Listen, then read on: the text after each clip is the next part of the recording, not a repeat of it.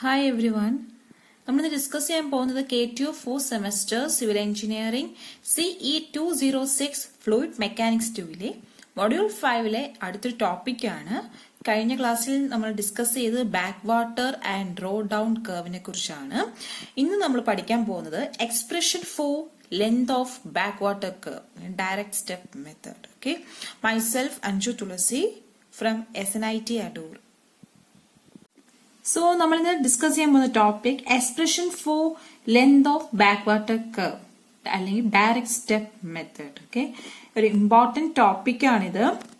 University എക്സാമിൽ ഇതിന്റെ പ്രോബ്ലംസും direct step method use ചെയ്ത പ്രോബ്ലംസ് അല്ലെങ്കിൽ ഇതിന്റെ എക്സ്പ്രഷൻ ഡിറൈവ് ചെയ്യാനൊക്കെ കുറെ തവണ ചോദിച്ചിട്ടുണ്ട്. സോ ഒരു ഇമ്പോർട്ടന്റ് ടോപ്പിക്കാണിത്.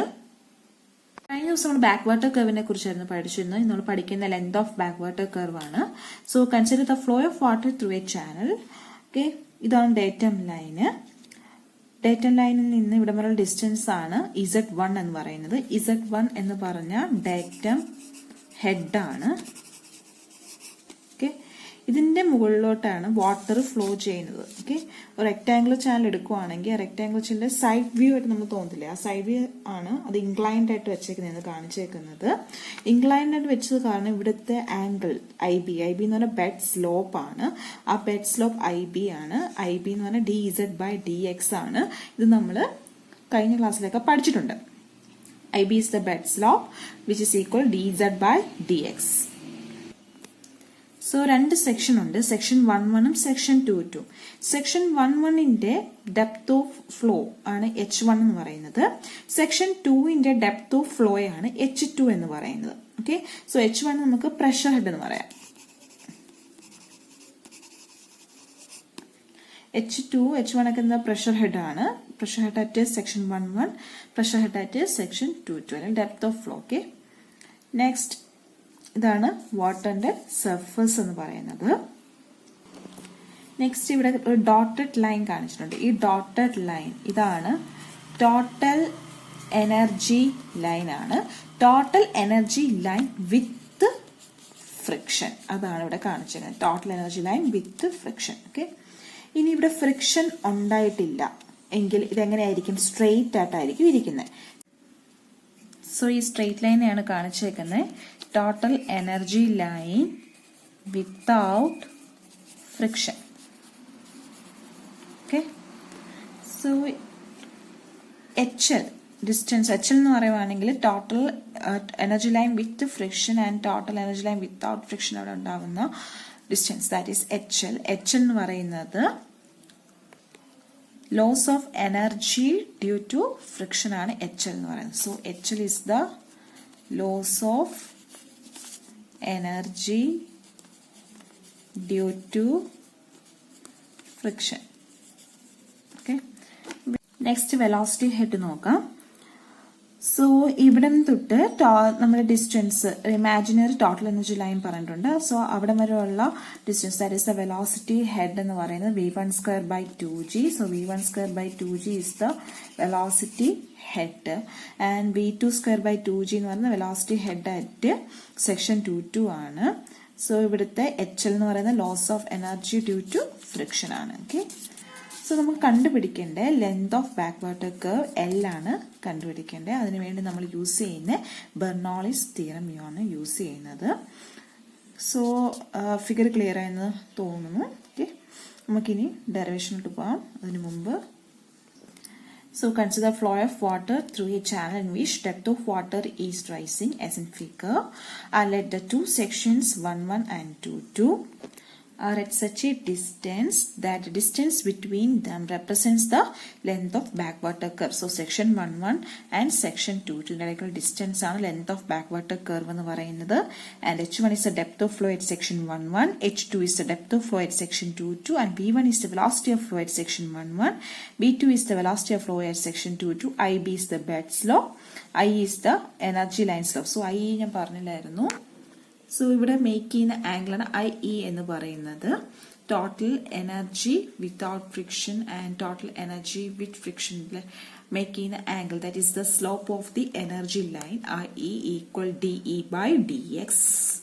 നോളീസ് തിയറം അപ്ലൈ ചെയ്യാം. സെക്ഷൻ 1.1 അപ്ലൈ ചെയ്യുമ്പോൾ Z1 ഇത് മൂന്നുമാണ് നമ്മുടെ ടോട്ടൽ ഹെഡ് എന്ന് പറയുന്നത്. That is datum head plus pressure head plus velocity head. Okay, ഇനി ബെർണോൾസ് തിയറം അപ്ലൈ ചെയ്യുമ്പോൾ നമുക്ക് കിട്ടും സെക്ഷൻ 1.1 ബെർണോൾസ് തിയറം അപ്ലൈ ചെയ്യുമ്പോൾ Z1 plus H1 plus V1 square by 2G. Okay, ഇനി സെക്ഷൻ 2.2 ബെർണോളിസ് അപ്ലൈ ചെയ്യുമ്പോൾ ഇവിടെ Z2 ഉണ്ടോ? Z2 0 ആണ് അല്ലെ, ഇവിടെ Z2 0 ആണ്, ഡാറ്റം ഹെഡ് ഇല്ല. സോ Z2 0 ആണ്.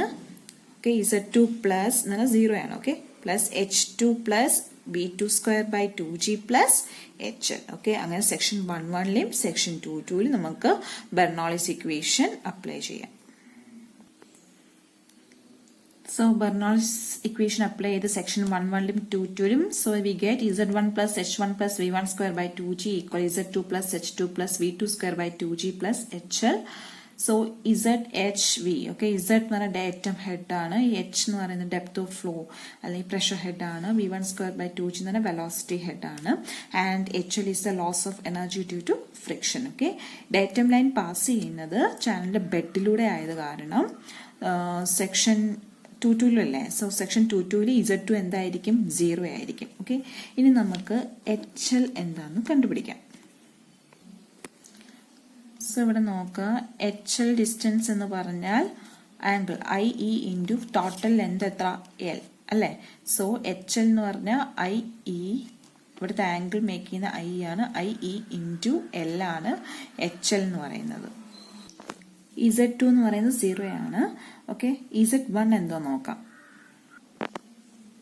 ഓക്കെ, Z1 നോക്കുവാണെങ്കിൽ ഇവിടെ മേക്ക് ചെയ്ത angle that is bed slope ആണ് IB ഇൻറ്റു ഡിസ്റ്റൻസ് എത്ര?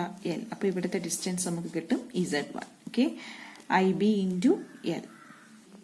സോ നമുക്ക് ഈ കിട്ടിയ വാല്യൂസ് എല്ലാം ഇക്വേഷനിലോട്ട് സബ്സ്റ്റിറ്റ്യൂട്ട് ചെയ്യാം.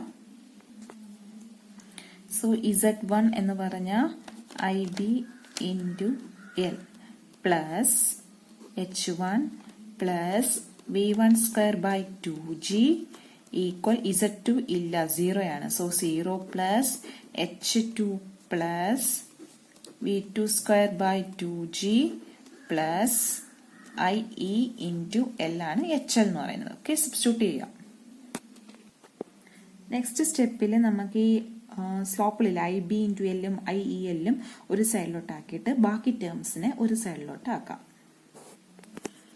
സോ നമുക്ക് കിട്ടും IB into L minus IE into L equal H2 plus V2 square by 2G. Okay, minus H1 plus V1 square by 2G. Okay, ഇതിൽ രണ്ടിൽ നിന്നും L നമുക്ക് കോമൺ എടുക്കാം. So we get L into IB minus IE equal H2 plus V2 square by 2G minus H1 plus V1 square by 2G. Module 4 നമ്മൾ പഠിച്ചിരുന്നു specific energy E1 എന്ന് പറഞ്ഞാൽ H1 plus V1 square by 2G എന്നും E2 equal H2 plus V2 square by 2G എന്നും. Okay, so H2 plus V2 square by 2Gക്കും H1 plus V1 square by 2Gക്കും നമുക്ക് E1 E2 എന്ന് substitute ചെയ്യാം. So we get L into IB minus IE equal E2 minus E1. നമുക്ക് കണ്ടുപിടിക്കേണ്ട length of back water curve L ആണ്. So L equal E2 minus E1 by IB minus I. So ഇതാണ് length of back water curve, important ആണ്.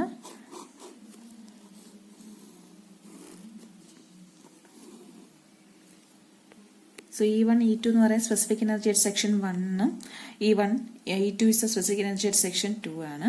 ഇനി IE slope IEയുടെ values നമുക്ക് Manning's formula ചെസിസ് formula use ചെയ്ത് കണ്ടുപിടിക്കാൻ പറ്റുന്നതാണ്. ഓക്കെ, ഇതാണ് length of back water curve അല്ലെങ്കിൽ ഡയറക്റ്റ് സ്റ്റെപ്പ് മെത്തേഡ് എന്ന് പറയും. സോ ഇനി നെക്സ്റ്റ് ക്ലാസ്സിൽ നമുക്ക് ഇതിന്റെ പ്രോബ്ലം ചെയ്യാം. So thank you.